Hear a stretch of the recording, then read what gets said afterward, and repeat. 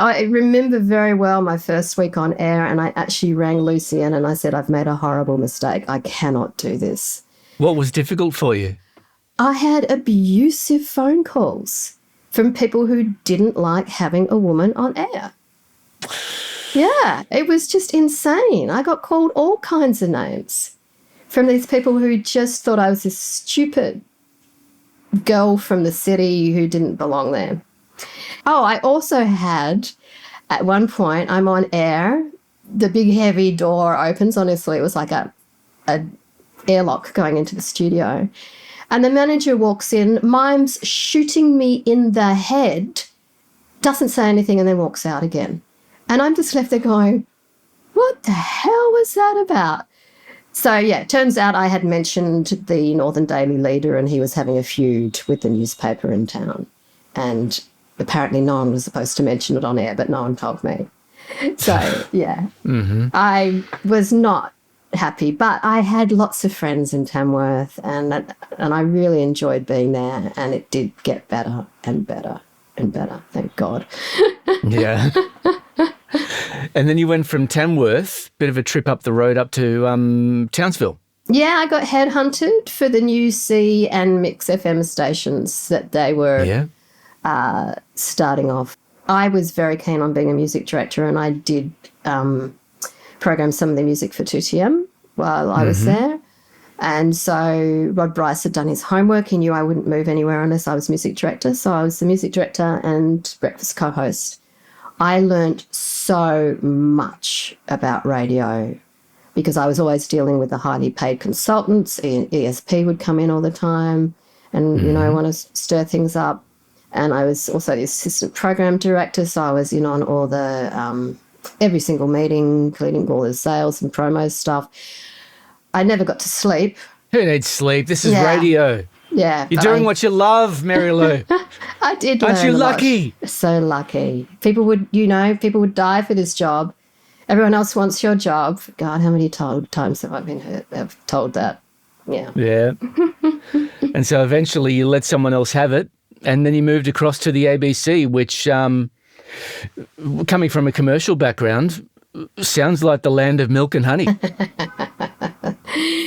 Honestly, when I was at Mix, we did have all the latest gear. I was programming on Selector instead of this ancient old program I was using at 2TM. Because Bill Corrales would not want to pay rent on a bit of software. He had to buy it and keep it for decades.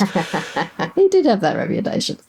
Oh, yeah. People said, oh, gosh, you're going to have such a great time at the ABC and they'll have all the latest equipment and you'll get treated really well. And let me tell you, nothing could have been further from the truth. I dropped back into the land of cartridges. We didn't have ads, but we had promos on cartridges. We did actually have turntables in the studio. There were no computers. Nothing was computerized. I'd say for a year, though, it was my absolute dream job. I was on the Sunshine Coast. I couldn't believe that I'd landed a job as music director for Sunshine and Gold Coast, being on air, on drive, not breakfast. Hurrah. So, yeah, I was really happy, but then we got restructured. The first time we got restructured, the first time of many restructures. What's the feel around the building when there's a big restructure that's just happened? So I'd say the first one was just appalling. Management did actually apologise for the way they dealt with it because we were a sister station to the Gold Coast, but we got these phone calls from down there going, something's going on, but we don't know what it is. No one in management will talk to us. We don't know what's happening. And we were completely left in the dark until these guys in suits with laptops showed up and told us that none of us had jobs anymore and we would have to reapply if we wanted our jobs back. And here's the number for the counselling service. Because we're the ABC and we care. My very wise friend said, you might actually even end up with a better job out of this. And that's pretty much what happened for a little while. But then we had a manager who was such a bully that I was driven to meditation and ended up my first book with a major publisher called Sex, Drugs and Meditation. And that was my story about how I saved my job, changed my life, and found a husband all through meditation. But honestly, the ABC drove me to meditation. And, radio has driven other people to worse things than meditation.